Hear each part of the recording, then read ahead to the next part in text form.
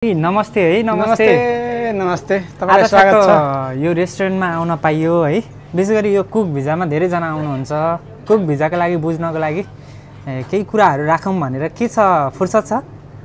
ठिकै छ, हल्का फुल्का बिजी हल्का फुल्का फुर्सद है। यो आजभोलि चाहिँ धेरै जना नेपालबाट चाहिँ कुक भिजामा आउनुहुन्छ। के छ जापानमा कुक भिजाको खास कुराहरू के छन्?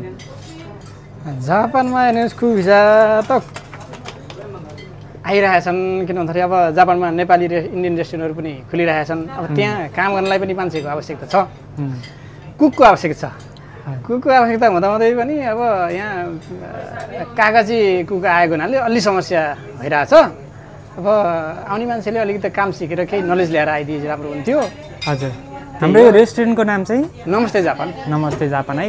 के छ जापानमा चाहिँ नेपाली रेस्टुरेन्टले कतिको तहल्का पिटेको छ? जापानिजहरूलाई चाहिँ नेपाली रेस्टुरेन्टबाट चाहिँ के फाइदा भएको छ? के छ जो नेपाली रेस्टुरेन्ट जताततै अब आसपासमा खुलेको हुनाले यिनीहरूलाई जापानिजलाई सहज भएको छ। सस्तो यता नभए उता, उता नभए उता, रोजी छोडी छोडी सस्तो सुलभ मिठो नमिठो खाइरहेको छ। यो नेपाली खाना चाहिँ जापानिजहरूले कतिको रुचाउँछ? जापानिजहरू रुचाउँछ नि नेपाली खाना राम्रोसँग। इन्डियन करिनान भन्दा नेपाली खानाहरू पनि दाल भातहरू, तरकारीहरू, मोमोहरू होइन, सुकुटी भुटान यस्ता नेपाली परिकारहरू पनि यिनीहरूले मन पराउँछन्। अब एउटा अर्को प्रश्न चाहिँ के रह्यो भने नेपालबाट आउनुहुने विशेष गरी कुक भिजामा आउने साथीहरूले चाहन्छन् कि कुकमा के गरेर आउनुपर्ने भनेर सोधिरहनु भएको हुन्छ। के भन्न चाहनुहुन्छ नेपालबाट आउनेहरूलाई? मेन त नेपालबाट आउने कुक साथीहरूलाई आउँदाखेरि केही न केही कमसेकम तन्दुरमा नानरुटी लगाउन सक्नुहोस् है। अनि नुन खुर्सानी अड्कल नसक्ने भएर आउनुहोस् आफ्नो तरकारी पकाउँदा, बस त्यति हुन चाहन्छु। नुन खुर्सानी अड्कल नसक्ने हुने हो भने केही न केही फाइदा हुन्छ। हाँस्नु पर्ने रहेछ है, तपाईँ जस्तै खुसी हुनु पऱ्यो नि त होइन। कस्टमर रिजाउनु पऱ्यो त्यही त होइन, त्यही त खुसी हुन सक्नु र अलिकति अलिअलि भाषा सिक्ने कोसिस गर्नु, अलिअलि भाषा भएको बुझ्न सक्नु पऱ्यो कमसेकम कुकमा आएको है। के छ जापानमा नेपाली रेस्टुरेन्टको मार्जिन चाहिँ कस्तो छ?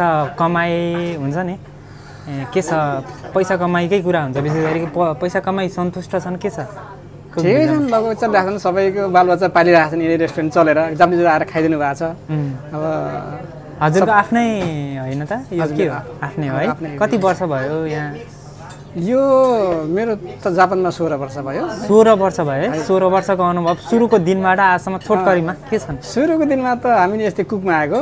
हजुर, कुकमा आउँदाखेरि अब उतिखेर अलि भिडभाड हुने। अब इन्डियनहरूको रेस्टुरेन्टमा काम हुन्थ्यो, नेपालीहरू त्यति रेस्टुरेन्ट थिएनन्। जो दुःख पाइन्छ सुरुमा, भाषा हुन्न के हुन्न। जहाँ अब इन्डियामा सिकेको काम पनि यहाँ आएर यताउता यताउता के भन्छन्। पहिला इन्डियामा गर्नुहुन्थ्यो? पहिलाको जुन समयमा आउनुभएको थियो नि त्यो समयभन्दा अहिले कति फरक के छ? अहिले त सजिलो छ नि, कुकहरूलाई पनि आएर हेल्पफुल छन्, सबै कुरा सिक्न पाउँछन्।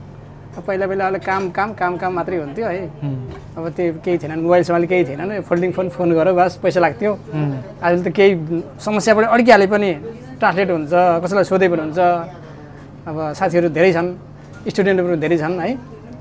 हस्, राम्रो कुराहरू राखिदिनु भयो, धेरै धेरै धन्यवाद है। नेक्स्ट टाइम पनि आउँला हामी पनि, र आउनुहुने सबै ग्राहकहरूलाई राम्रोसँग सेवा सुविधा दिनु होला भन्न चाहन्छु है। हस्, तपाईँहरू पनि आउँदै गर्नु होला, तपाईँहरूलाई हाम्रो सेवा प्रदान गर्नेछौँ। हस्, धन्यवाद है त।